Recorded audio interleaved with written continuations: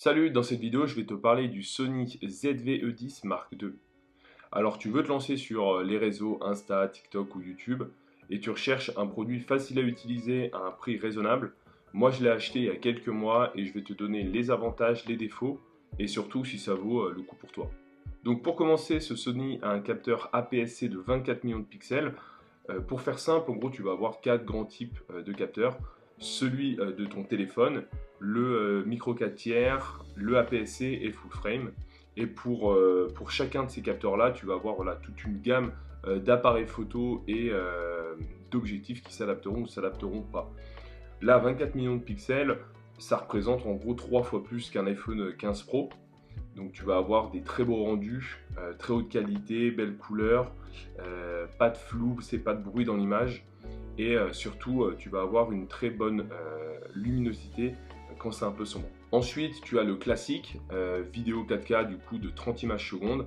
Et pour l'ultra ralenti, tu vas avoir le Full HD avec 120 images secondes. J'ai testé les deux et honnêtement, c'est super propre. Ensuite, tu as un écran orientable. Donc l'avantage, c'est que quand tu vlogs, voilà, quand tu filmes sur un PC, bah, tu as le retour à droite et au moins tu as le rendu en direct et ça c'est vraiment cool. Après sur l'appareil photo, tu as différents ports, donc tu peux brancher un micro, USB-C, ton casque. Et l'avantage c'est que l'USB-C en fait il est relié, enfin si tu le relies à un ordinateur, ça va servir de webcam. Donc tu vas avoir en live ce que tu es en train de filmer avec une qualité de 720p. Honnêtement ça fait le taf, d'autant plus que ça chauffe pas du tout. J'ai testé pendant quelques heures et ça tourne très très bien. Et l'avantage c'est que du coup tu as l'USB-C et donc ça te permet en fait de charger ton téléphone et en même temps ton appareil photo. Donc ça c'est vraiment cool quand tu voyages, au moins tu as un seul câble et il fait le taf pour les deux. Après tu as la batterie, alors à la différence de l'ancien c'était le Sony ZV-E1, la batterie elle était vraiment pas top à mon souvenir. Et du coup celle-ci, je sais pas du tout la description ou du moins les caractéristiques de la batterie, mais en gros elle va tenir à peu près 75 minutes en 4K 30 images secondes. J'ai lu sur pas mal d'endroits que les gens trouvaient ça un petit peu faible pour le prix de l'appareil photo. Moi je suis parti et honnêtement la batterie, bon mis à part si tu fais des films de 2 heures, en faisant des petits rushs de 15-20 secondes, la batterie elle tient la journée, il n'y a aucun problème. Et dès lors que tu veux le charger, bah, du coup tu as l'USB-C, tu branches à une prise ou à une batterie externe et là tu recharges tranquillement, il n'y a pas de galère. Et pour finir sur ça, ce Sony du coup utilise la monture E-mount. Du coup, ça te donne accès à toute une large gamme du coup d'objectifs, par exemple Sony, Sigma, Tamron. Et l'avantage, c'est que si par exemple tu changes de boîtier, ben, les objectifs du coup, tu peux les garder sans devoir changer ton boîtier. À la différence du coup de si tu achètes certaines marques comme Canon, Nikon ou par exemple Lumix, ça va pas s'adapter et tu auras besoin d'adaptateurs. Et du coup là, si tu changes de boîtier, ça va être encore une autre galère. Là, ton boîtier pourra bien plus perdurer dans le temps. En comparaison du coup de ce Sony à un téléphone, voilà, Samsung ou par exemple iPhone, alors tout d'abord les téléphones ils vont compresser énormément l'image. Du coup, si tu filmes en 4K, tu auras un flou numérique qui sera assez prononcé. À la différence de ce boîtier où en filmant en 4K, tu vas avoir un rendu super net, même si tu mets pause, même si tu zoomes. Donc ça, c'est vraiment une sacrée différence. Ensuite, tu vas être limité au niveau de tes objectifs. Voilà, par exemple là, j'ai un objectif ultra grand angle. Par exemple, regarde là, ça s'écarte. Si par exemple je veux filmer, je veux zoomer ou reculer, ça fait le taf, c'est nickel. Là-dessus, tu vas avoir un peu plus de mal, d'autant plus qu'il faudra du coup en acheter plusieurs, acheter une coque spéciale pour tes objectifs. Ça va être tout un kit un peu galère. Après, tu peux pas vraiment brancher de micro. Moi là, j'utilise le micro du coup d'origine Sony. Mais si voilà, tu veux pas, si tu veux brancher un autre micro, ça va être une galère pas possible avec ça. D'autant plus que tu pourras pas toujours record avec ton appareil photo, il faudra te mettre des fois en dictaphone, etc. etc. Donc là, l'avantage, c'est que du coup, tu as ton petit setup Sony et tout fonctionne, tout est déjà calibré de base et tout marche extrêmement bien. Et pour finir sur cette comparaison, je dirais l'autre problème, c'est surtout la batterie. Enfin, je sais pas toi, mais moi j'ai un iPhone 15 Pro, ma batterie elle dure un matin. Donc si je me mets à filmer en 4K, honnêtement toutes les 2 heures il faut que je charge. Donc là l'avantage c'est que tu as une batterie qui fonctionne très bien, tu as ton setup et aussi c'est surtout c'est que ton téléphone c'est quasi ta vie. Tu as ta banque, ton GPS, tes films, tout ça. Alors que du coup, si tu arrives à séparer les deux, bah, c'est quand même sympa. Tu as un appareil qui va te servir uniquement pour filmer, documenter ta vie, te mettre un peu dans cette capsule de vidéaste, et ton téléphone, lui, il va pas venir te déranger. Ensuite, les fonctions utiles pour débuter. Alors en gros, sur cet appareil-là, tu as une fonctionnalité qui s'appelle le Product Showcase. Donc en gros, ça va être un autofocus qui est ultra rapide. Il va se faire sur l'œil et du coup sur ton visage, donc humain ou animal. Et l'avantage, c'est que dès lors que tu fais un petit peu du vlog ou tu montres quelque chose, comme là par exemple, tu vois cette carte SD, bah, tu le montres là, c'est instantané.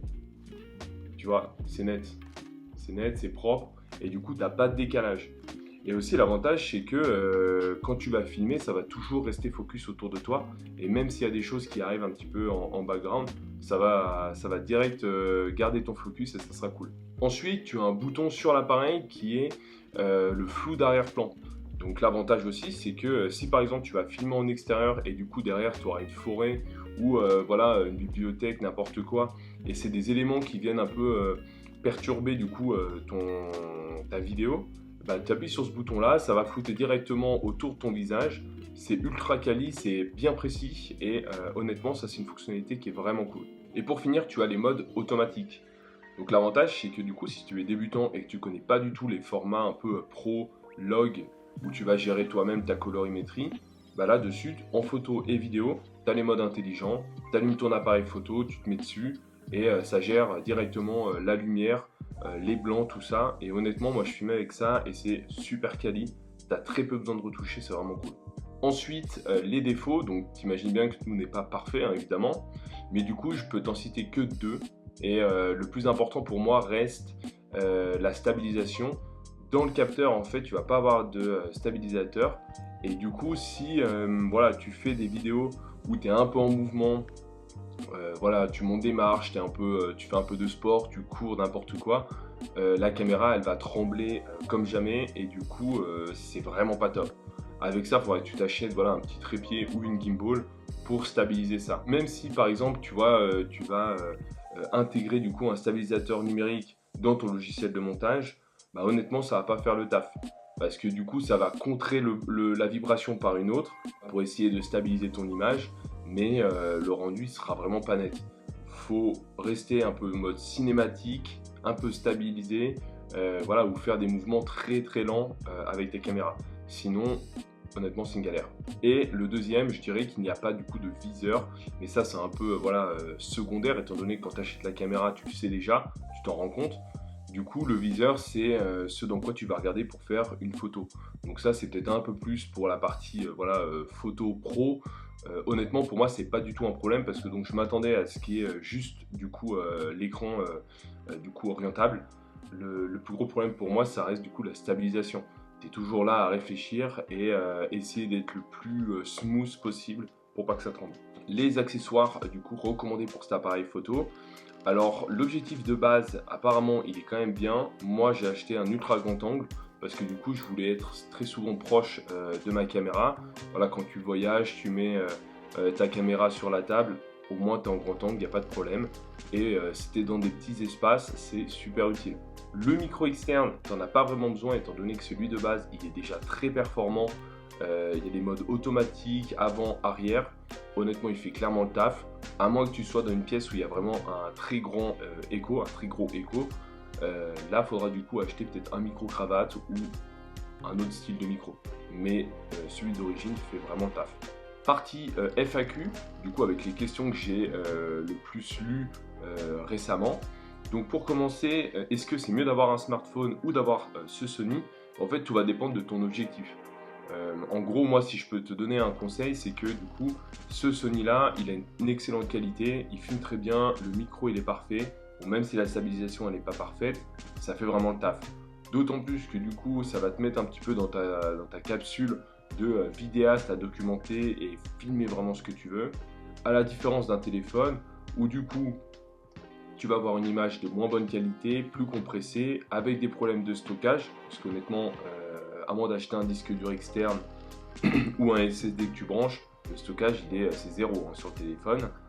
Ensuite, tu vas avoir les soucis par exemple à tes objectifs, la batterie qu'il faut que tu recharges très fréquemment. Et aussi, si tu veux te filmer, du coup, comme moi là je le fais avec le retour en live, bah là tu vas pas pouvoir le faire. La caméra frontale elle est nulle et à moins de te filmer comme ça, mais voilà, je trouve pas ça top. Donc vraiment, moi je te conseille celui-ci. Ensuite, est-ce que c'est facile à utiliser quand on ne connaît rien du tout?